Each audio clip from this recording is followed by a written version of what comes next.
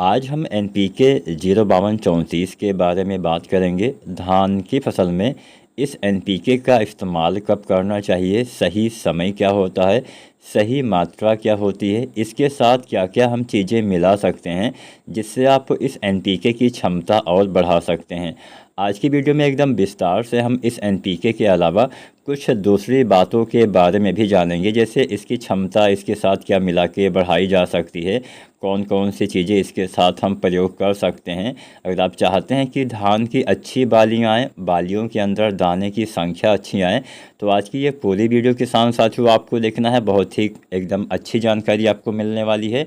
और कुछ भी आपके मन में सवाल हो या सुझाव हो तो आप कमेंट भी कर सकते हैं। तो चलिए सबसे पहले समय के बारे में जानते हैं, क्योंकि किसी भी खाद का अगर आप सही समय पे इस्तेमाल नहीं करेंगे तो भी आपको उसका ज़्यादा फ़ायदा नहीं मिलेगा।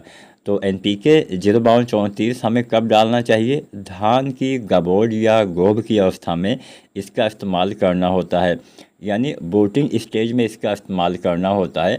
अब ये इस अवस्था को हम गर्भावस्था भी बोलते हैं। चलिए जानते हैं आखिर यह अवस्था कब आती है। इस अवस्था में धान की बालियाँ पौधे के तने के अंदर जो विकसित हैं होना स्टार्ट हो जाती हैं, यानी बनना स्टार्ट हो जाती हैं।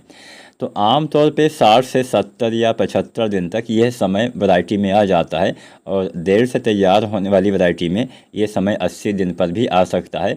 तो मोटी मोटा 60 से 80 दिन का वो समय होता है जब ये अवस्था आ जाती है। हालांकि कुछ जल्दी पकने वाली वैरायटियों में ये 55 दिन पे भी आ सकता है या उससे पहले भी आ सकता है। यह आपकी वैरायटी के हिसाब से निर्भर करता है कि आपकी फसल में बालियाँ कब निकलेंगी। तो बाली निकलने से पहले ही इस एनपीके का इस्तेमाल आपको करना होता है। अब आप कैसे पहचानें? पहचान करना आसान होता है। पौधे के तने को देखकर आप पहचान कर सकते हैं।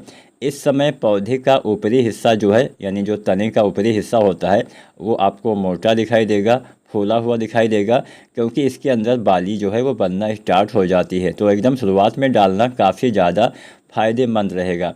एनपीके 05234 इस समय हमें क्यों डालना होता है? क्योंकि पौधे को इस दौरान फास्फोरस और पोटास की सबसे ज़्यादा आवश्यकता पड़ती है।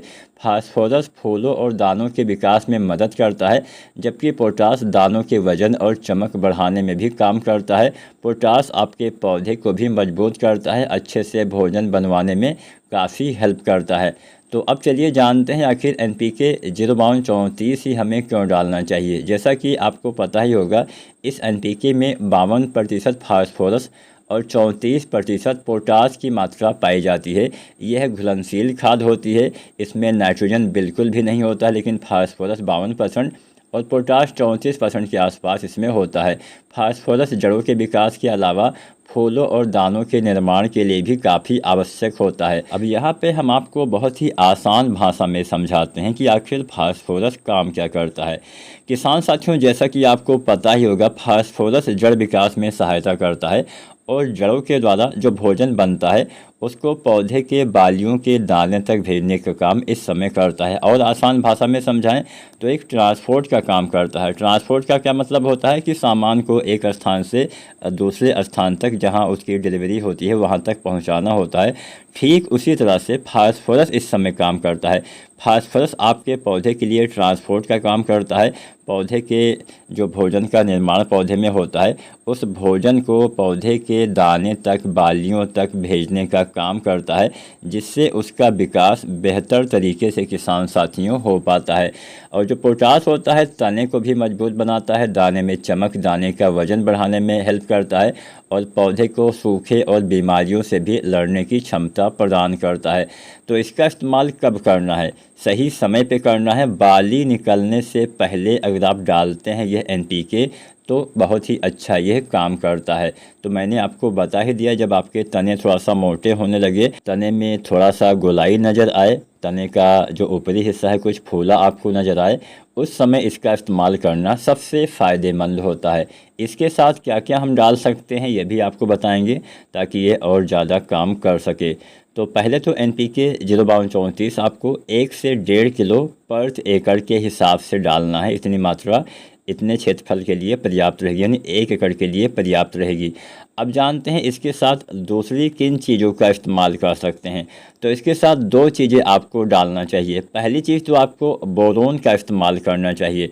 अब भला बोरोन क्या काम करेगा, अब बोरोन के बारे में भी हम थोड़ा सा बात कर लेते हैं। किसान साथियों, अगर आप इसके साथ बोरोन का इस्तेमाल करते हैं तो पोलिनेशन में काफ़ी मदद करता है, यानी परागण जो प्रक्रिया होती है उसमें ये काफ़ी हेल्प करता है। धान की बाली में जो पराग के कण होते हैं उसको बनने में ये काफ़ी मदद करता है, पराग नली का निर्माण करवाता है। किसान साथियों, पराग कणों की गुणवत्ता को ये बढ़ाता है, उनके जीवन काल को ये बढ़ाता है, जिससे अच्छे से परागण हो पाता है, यानी जिससे अच्छे से आपके दाने का विकास हो पाता है। अगर परागण ठीक से होता है तो बाली में आपको कोई भी दाना खाली नहीं दिखेगा, सभी दाने अच्छे से भरे हुए आपको नज़र आएंगे। बोरोन यह सुनिश्चित करता है कि बालियों के दाने पूरी तरह से भरे हुए हों, उनमें अच्छा वजन बढ़े, दाने का अच्छा चमक मिले, जिससे आपको बाज़ार में आपको उसकी अच्छी कीमत भी देखने को मिल जाए। अब बोरोन की कमी से दाने छोटे हो सकते हैं, हल्के हो सकते हैं, पिचके रह सकते हैं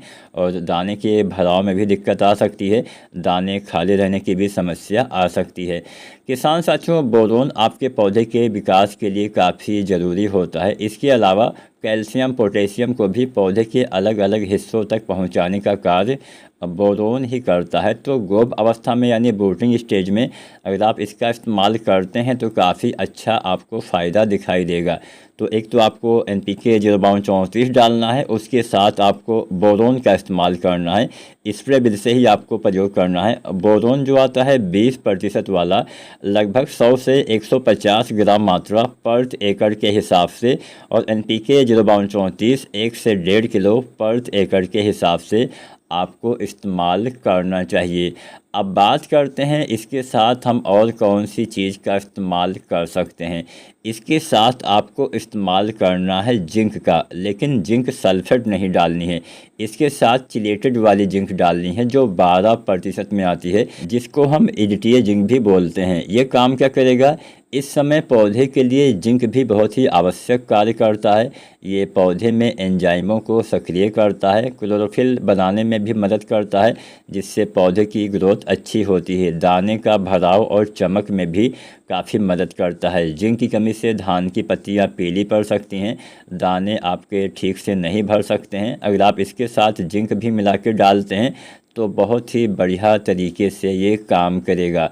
अब चलिए, आप डाल तो सकते हैं लेकिन ऐसे ही नहीं डाल सकते हैं, कुछ सावधानियां बरतनी होती हैं।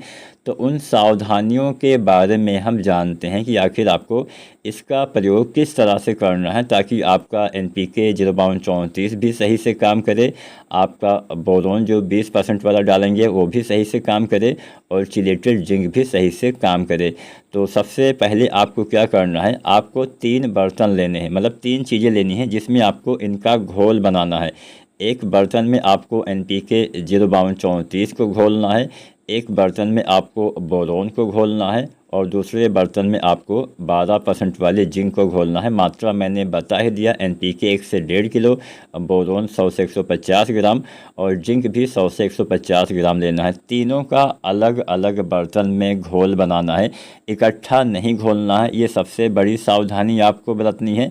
और जब आपको स्प्रे करना हो तो टंकी में एक साथ डाल के इनका छिड़काव आप कर सकते हैं, क्योंकि चिलेटेड वाले जिंक को हम फास्फोरस वाली खाद के साथ मिला तो सकते हैं, लेकिन मिलाकर लंबे समय तक हमें रखना नहीं चाहिए। अगर आप लंबे समय तक मिला के रखते हैं तो इनकी जो कार्य क्षमता होती है वो कम हो सकती है, ये आपके पौधे में उतना बढ़िया काम नहीं करेंगे। इसीलिए आपको सभी का अलग अलग घोल बनाना है और एक साथ आपको स्प्रे कर देना है, यानी अलग घोल के टंकी में एक साथ डाल के स्प्रे करेंगे तो इन सभी का अच्छे से लाभ मिलेगा। बाली आने से पहले डालने से आपकी बालियाँ अच्छी आएंगी, बालियों के अंदर दाने की संख्या अच्छी आएगी, आपकी फसल में परागण अच्छे से होगा, दाने खाली रहने की जो समस्या होती है वो समस्या भी आपको देखने को नहीं मिलेगी। आपके धान के दाने में अच्छी संख्या में चावल की भराव हो पाएगा, उनकी चमक, उनका वजन भी अच्छा रहेगा।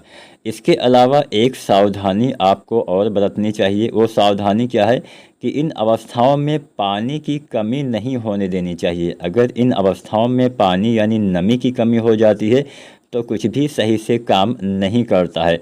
तो जब से बालियाँ बनना स्टार्ट होती हैं तब से लेके जब तक दाने का भराव अच्छे से ना हो जाए, आपकी फसल पकने की तरफ ना बढ़ जाए, हल्के से जो आपके धान के दाने हैं वो हल्का ब्राउन रंग का ना होने लगे, तब तक पानी की कमी आपको अपनी फसल में नहीं होने देना चाहिए। इसके अलावा एक बात का ध्यान ये भी देना है कि जब बालियाँ निकलना स्टार्ट होती हैं उस समय खेत में पानी भर दीजिए, और यह पानी आपको तब तक भर के रखना चाहिए जब तक कि आपकी धान की फसल में पूरी बालियाँ निकल ना आए।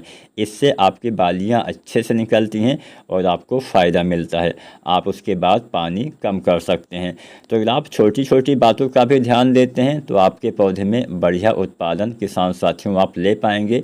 इस समय कुछ कीटों का भी अटैक होता है तो आप उसका भी नियंत्रण कर सकते हैं। सीड ब्लाइट का अटैक हो सकता है, तना छेदक का भी अटैक होता है जिससे आपकी जो बालियाँ होती हैं वो सफ़ेद हो जाती हैं। तो इन सभी के ऊपर हमने वीडियो भी बनाया हुआ है। अगर आप चाहते हैं कि किसी दूसरे विषय पे हम आपके लिए वीडियो बनाएं तो उस विषय का नाम आप हमें बताएं। जैसे कोई रोग हो, कोई कीट हो, उसके बारे में जानना है तो आप नीचे कमेंट करें, हम बहुत जल्द उसके ऊपर भी वीडियो आपके लिए बना देंगे। और कुछ भी आपके मन में सवाल हो या कोई भी जानकारी आपको समझ में ना आई हो या खेती बाड़ी से संबंधित कोई भी XYZ सवाल हो, बेझिझक आप कमेंट के माध्यम से हमसे पूछिए। हम आपके सभी सवालों के जवाब जल्द से जल्द देने का पूरा प्रयास करेंगे। आज की वीडियो आपको कैसी लगी आप कमेंट करके बता सकते हैं। ये वीडियो आप अपने किसान भाई के साथ शेयर भी कर सकते हैं। और SRJ खेती चैनल को सब्सक्राइब नहीं किया है तो चैनल को भी सब्सक्राइब करिएगा। धन्यवाद।